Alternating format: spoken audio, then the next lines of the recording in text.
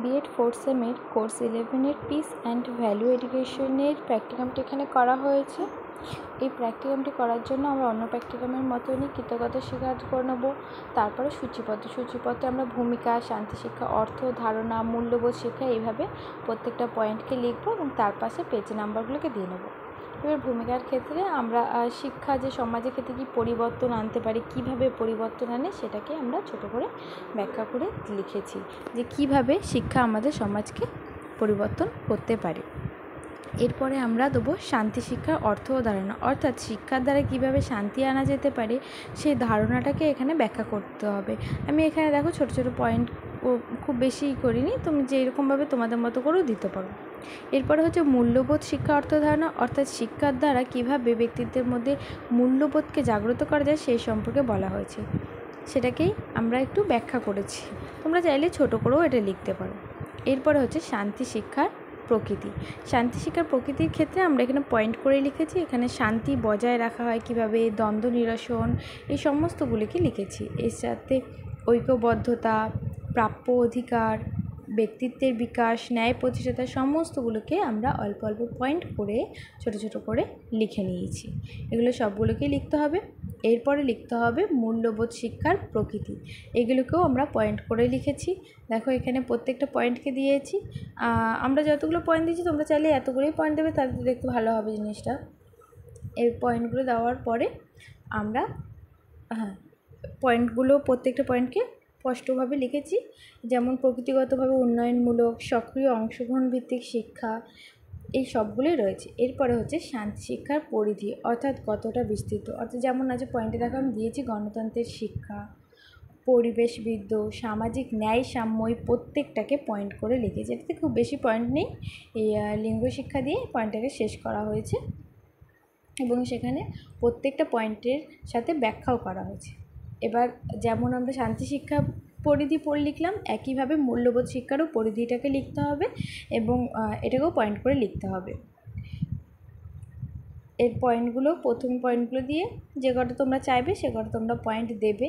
এর জন্য তোমরা বইও পেয়ে যাবে, পেস অ্যান্ড ভ্যালু এডুকেশনের যদি বই নাও সেই বইও তোমরা এগুলো পেয়ে যাবে, বই অ্যাভেলেবেল থাকে, সেখান থেকে তোমরা করে নিতে পারো। এরপরে হচ্ছে ভারতীয় সংবিধানে মূল্যবোধ শিক্ষা ও মৌলিক অধিকার সম্পর্কে ধারণা। এই ক্ষেত্রে আমাদের সংবিধানের যে সার্বভৌমত্ব, সমাজতন্ত্র, ধর্মনিরপেক্ষ আছে সেটাকে ব্যাখ্যা করতে হবে, মানে আমাদের সংবিধানের কথাগুলিকে তুলে ধরতে হবে। এছাড়াও গণতন্ত্র, স্বাধীনতা এবং সমতা, এই প্রত্যেকটা পয়েন্ট মানে সংবিধানের প্রতিটা অংশ, এই অংশগুলিকে লিখতে হবে পয়েন্ট করে এবং তাকে ব্যাখ্যা করতে হবে। এরপরে আসছে আমাদের মৌলিক অধিকার, সংবিধান থেকে আসছে আমাদের মৌলিক অধিকার। এই মৌলিক অধিকার সাম্যের অধিকারের ভেতরে কী কী আর্টিকেল আছে, সেই আর্টিকেলগুলোকে প্রত্যেকটার ভেতরে কী কী আর্টিকেল আছে সেগুলোকে আমাদের লিখতে হবে। এছাড়া শোষণের বিরুদ্ধে, অধিকারের বিরুদ্ধে যে আর্টিকেল আছে এবং আর্টিকেলে কী বলা আছে, মেন কথা হচ্ছে আর্টিকেলগুলোর মধ্যে কী কী বলা আছে সেইগুলোকেও তোমাকে ছোট করে ব্যাখ্যা করতে হবে। যেমন ধর্মীয় স্বাধীনতা অধিকারের ভেতরে কী কী আর্টিকেল আছে তার ব্যাখ্যা, শাসনতান্ত্রিক প্রতিবিধানের অধিকারে যা যা আর্টিকেল আছে তার ব্যাখ্যা, প্রত্যেকটা আর্টিকেলের কী কী আছে তার ব্যাখ্যা করতে হবে। এবার শান্তি বিঘ্নিত করার জন্য দায়ী উপকরণ সমূহ, মানে এই যে আমরা দেশে শান্তি আছে তা কী বিষয়ের দ্বারা নষ্ট হয়, যেমন বেকারত্ব, আতঙ্কবাদ, এই বিভিন্ন জিনিসগুলো যার দ্বারা যে শান্তি নষ্ট হয়ে যাচ্ছে সেটাকেই তোমাকে ব্যাখ্যা করতে হবে। এক্ষেত্রে তোমরা বইয়ের সাহায্যও নিতে পারো, এটা দেখেও লিখতে পারো। শোষণ কীভাবে সাহায্য করেছে, কীভাবে আমাদের দেশের শান্তিকে নষ্ট করেছে, শিক্ষাকে নষ্ট করেছে, সেগুলোকেই এখানে বলা রয়েছে। এইভাবে আমরা প্র্যাকটিকামটিকে সাজিয়ে নেব। এরপর আমরা পরের লেখার পরে জটিলতা যেমন দিয়েছি, ব্যক্তির অবলম্বন দিয়েছি, এইভাবে প্রত্যেকটাকে দেখো বড় করে, আমি একটু বড় করেই লিখেছি, তোমরা চাইলে আর একটু ছোটো করে লিখতে পারো, সেটার কোনো নেই।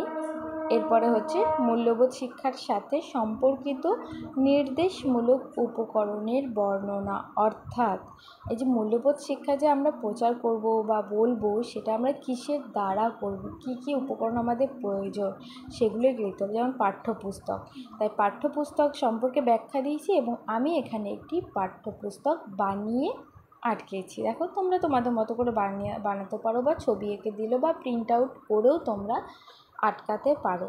সেটা তোমাদের ইচ্ছা। আমি এরকমভাবে বানিয়েছি, তোমরা এরকমভাবেও বানাতে পারো বা আটকাতে পারো। এরপরে আছে মডেল, এটাও দিতে হবে। এখানে মডেলটা দেখো আমি বানিয়েছি, যেমন টুডেজ, টুমোরো আর ইয়েস্টারডে, এই তিনটেতে দেওয়া হয়েছে এবং তারপর ব্যাখ্যা করা হয়েছে। প্রথমে কিন্তু অবশ্যই মডেল সম্পর্কে একটু ব্যাখ্যা দিয়ে দিতে হবে।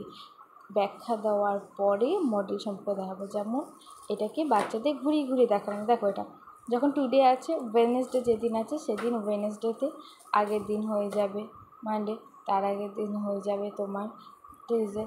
সেরকমভাবেই যেইভাবে যেমন টুডেস, ইয়েস্টারডে, টুমোরো যেমন হচ্ছে ঠিক তেমনভাবেই তোমাকে ঘুরিয়ে ঘুরিয়ে এটাকে আমরা যেদিন যেই ডে সেই ডেতে নিজেতে নিয়ে বাচ্চাদের দেখাতে পারি। টুডে তাহলে ইয়েস্টারডে কী হতে পারে, টুমোরো কী হতে পারে, এইভাবে আমরা শেখাতে পারি। এখানে এখানে আমরা এর বদলে অন্য কোনো জিনিসও ব্যবহার করতে পারি। সেখানে তোমরা সানডে মনডে না ব্যবহার করে মান্থের নামও ব্যবহার করতে পারো, বা সামার সিজনের নামও ব্যবহার করতে পারো, বা অন্যভাবেও করতে পারো। এখানে আমরা চার্ট ব্যবহার করেছি। আমি জ্যামিতিক বিভিন্ন আকৃতিকে চার্টের দ্বারা দেখানোর চেষ্টা করেছি, যে তবে একটু হাস্যকর, মানে একটু বাচ্চারা যাতে মজা পায় সেই ধরনের বানানোর চেষ্টা করেছি। তোমরা তোমাদের মতো করে চার্ট তৈরি করবে এবং তার সম্পর্কে ব্যাখ্যা দেবে।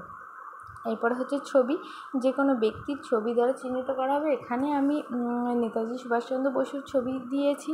তোমরা চাইলে অন্য কোনো কারো ছবিও দিতে পারো, বা এই ছবিটাও দিতে পারো। এরপরে মেন দেখাতে হবে ব্ল্যাকবোর্ড। তোমরা সেমিস্টার 3তেই ব্ল্যাকবোর্ড বানানো শিখেছো, সেইভাবেই ব্ল্যাকবোর্ড বানাতে হবে। এবং ব্ল্যাকবোর্ডে অবশ্যই শ্রেণী, ক্লাস এবং কিছু কথা সেখানে লিখে রাখতে হবে যাতে বুঝতে পারে। এরপর হচ্ছে শ্রাব্য সম্পদ, মানে যেটা দিয়ে আমরা শুনতে পাই সেরকম কয়েকটি শব্দ, যেমন হচ্ছে রেডিও, টেপ রেকর্ডার, এগুলো ক্যাসেট, এগুলোকে ছবিগুলো প্রিন্ট আউট করে চিটিয়ে দেবে। তোমরা চাইলে হাতেও আঁকতে পারো। এরপর হচ্ছে মূল্য শিক্ষা প্রদানকারী ছোট গল্প সমূহ, বিভিন্ন ছোট ছোট গল্প দিতে হবে। দেখো আমি এখানে অনেকগুলো গল্প দিয়েছি। যেমন প্রথম গল্প দিয়েছি গর্বিত গোলাপ, তার সংকেত দিয়েছি, মানে সার সংকেত যেভাবে থাকে ওইভাবে ছোটো ছোটো করে পয়েন্ট করেছি। তারপরে গল্পটা লিখেছি, তারপর গল্পটার একটা ছবি দিয়েছি গল্পটা সম্পর্কে। এটা তোমরা অ্যাভেলেবেল ছবি পাবে। এরপরে গল্প থেকে পাওয়া নীতিমূলক, মানে তুমি গল্পটা থেকে কোন নীতিমূলক বাক্য পেয়েছো, কী বুঝেছো, এ থেকে কী নীতি হতে পারে সেটাকে তোমাকে ব্যাখ্যা করতে হবে। এইভাবে প্রত্যেকটা গল্পকে তোমাকে ব্যাখ্যা করতেই হবে। আমি দ্বিতীয় গল্প নিয়েছি পেন্সিলের গল্প। এই ক্ষেত্রে ঠিক প্রথম গল্পের মতোই আমি কাজ করেছি, এবং সেখানে আমি পেন্সিলের একটা ছবি নেট থেকে বার করে গল্প সম্পর্কিত ছবি নিয়েছি, এবং এটাও আমি একইভাবে ব্যাখ্যা করেছি যে কীভাবে হতে পারে। এই ব্যাখ্যাটা আমি একইভাবে করেছি। তৃতীয় গল্প নিয়েছি সোনার স্পর্শ। তোমরা এরকম নীতিমূলক গল্প বিভিন্ন বইয়ে পেয়ে যাবে। তোমরা চাইলে সেখান থেকে নিয়ে লিখতে পারবে। মানে প্রথমে সারসংক্ষেপ লিখে গল্পটা যেমন আছে তেমন হুবহু তোমাকে লিখতে হবে। তার পরের পেজে তোমাকে ছবি দিতে হবে গল্পটা সম্পর্কিত, এবং তারপরের পেজে গল্প থেকে যে নীতিমূলক বাক্য তুমি বুঝেছো সেটাকে তোমাকে বিশ্লেষণ করতে হবে। মানে কী নীতি আছে, এর দ্বারা কী শিক্ষা লাভ করতে পারে সেটাকে তোমাকে ব্যাখ্যা করতে হবে। চতুর্থ গল্প হচ্ছে বুদ্ধি দিয়ে গণনা। ঠিক বাকি গল্পদের মতোই আমি এই গল্পগুলোকেও একইভাবে করেছি, এবং তারপরে আমি একটা ছবি দিয়েছি। তোমরা চাইলে ফুল পাতায় প্রিন্ট আউট না করে একটা পাতায় অনেকগুলো প্রিন্ট আউট করেও কেটে কেটে ছবি লাগাতে পারো, তাতেও কোনো অসুবিধা নেই। আবার কেউ চাইলে এইভাবে ফুল পাতাতেও করতে পারো। তৃতীয় গল্প ছিল আমাদের। পঞ্চম গল্প হচ্ছে সূচ গাছ। এই গল্পটাতেও আমি ঠিক একইভাবে করেছি, এবং